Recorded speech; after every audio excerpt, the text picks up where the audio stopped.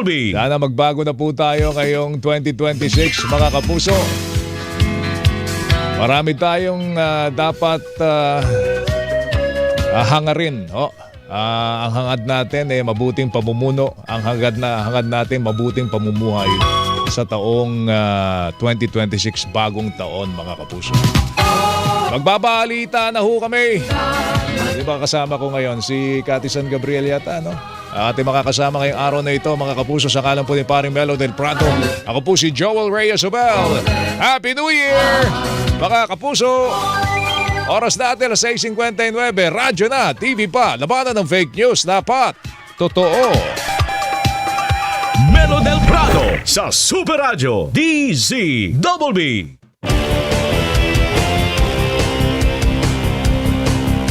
Tapat sa balita, yan ang aming panata. DZBB Super Radio 594. Laging naka-alerto, serbisyo, totoo. DZBB Kapuso nyo sa radyo. Walang pinipilingan, walang pinoprotektahan. Serbisyong totoo lamang, walang iwanan.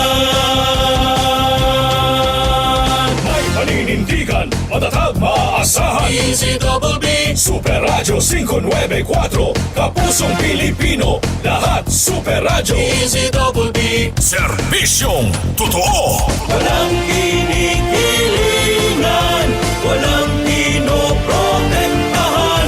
Serbisyong totoo lamang, walang iwanan.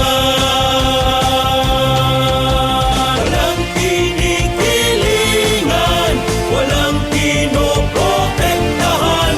Serbisyong totoo lamang, walang iwanan. DZBB Super Radio.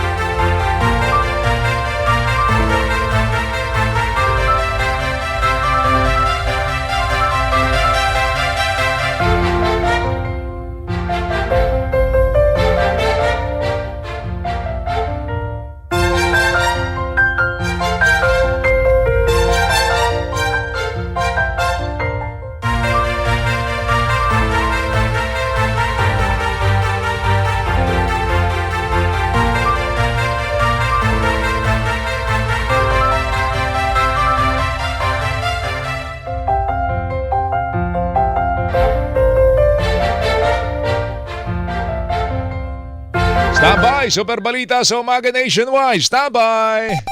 Dito sa GMA, naniniwala kami na ang nagbabalita dapat walang kinikilingan, walang mga interes na pinoprotektahan, walang pinapangalagaan, kundi kapakanan ng sambayanan at katotohanan. Balitang walang bahid, walang labis, walang kulay. Serbisyong totoo lang. Oras, 2.5 minuto makalipas sa alas 7. Handog sa inyo ng Super Radio DZBB at lahat ng Super Radio sa Luzon, Visayas at Mindanao. Live ngayong umaga. Ito ang Super Balita sa Umaga Nationwide. Nag-uulat live mula sa Super Radio DZBB. Narito sila Joel Reyes Abel at Melo del Prado.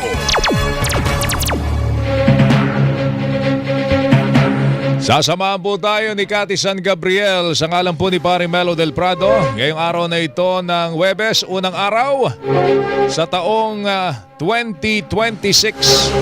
Sa ating mga headline, 89% ng mga Pilipino sisimula ng 2026 ng merong pag-asa batay sa survey ng Social Weather Station.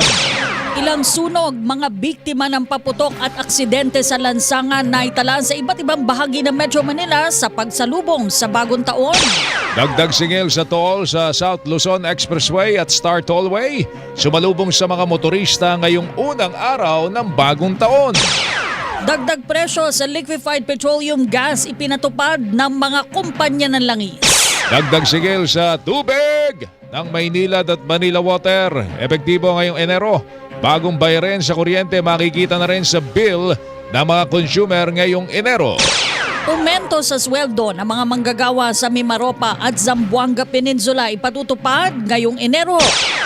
75% ng DPWH na mula umano sa tinaguriang Cabral Files nais paimbestigahan ni Batangas 1st District Representative Leandro Leviste. At 2 tinaguriang New Year babies isinilang sa Dr. Josefa Belia Memorial Hospital. Ito ang Super Balita sa Umaga Nationwide. Para hindi umauli sa mga balita, sundan ang mga social media accounts ng Super Radio DCWB. Mag-subscribe sa aming YouTube channel at i-follow po kami sa Facebook, TikTok at X. Hanapin lamang po Super Radio DCWB para makita ang aming mga official social media account. Tutok na para sa mga balitang tama at totoo, mga kapuso. Bantay Panahon! Sa ating ulat panahon, walang bagyo.